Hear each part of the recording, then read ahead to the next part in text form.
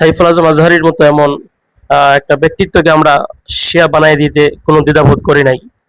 বাংলাদেশের আসলে সুন্নিরা কতটা হিংসা বিদ্বেষ তাদের অন্তরে থাকতে পারে, যে একটা লোক একটা আপনি একটা মানুষের সংস্পর্শে বড় হয়েছেন, ওই মানুষের প্রতি আপনার হিংসা বিদ্বেষ থাকতেই পারে, তার কারণে যে তার ছাত্রকে আপনি শিয়া বানিয়ে দিবেন, এটা কিন্তু আসলে কখনো এটা কাম্য নয়।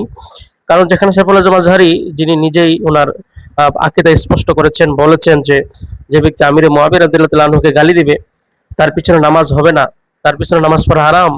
এবং সিফফিনের যুদ্ধ মাওলা আলী শেরে খোদা এবং হযরত আমিরে মুআবিয়া রাদিয়াল্লাহু তাআলা আনহু নিয়ে যথেষ্ট গবেষণা করে উনি প্রায় লম্বা একটা আলোচনা উনি ইউটিউবে দিয়েছেন, যে আলোচনাটা আসলে শোনার পরে ওনার প্রতি আর কারো বিদ্বেষ থাকবে বলে আমি মনে করছি না।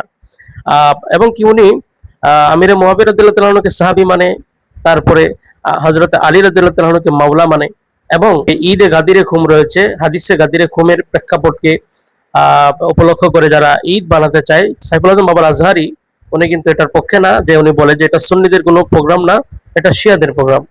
আলী আলাইহিস সালামের বেলায়ত আমাদের মাথার উপর, কিন্তু এটার জন্য ঈদে গদিরে খুম পালন করা সেটা শিয়াদের অনুষ্ঠান। আমরা ওই অনুষ্ঠান করব না, শিয়ারা শিয়াদের অনুষ্ঠান করব।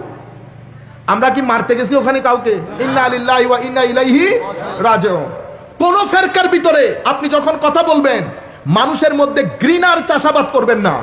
তাহলে আর আর কি প্রমাণ লাগে? এবং কি উনি এটাও বলেছেন যে আমি যদি শিয়া হয়ে থাকি মাওলা, আপনি আমার উপর গজব দেন, আমাকে ধ্বংস করে দেন।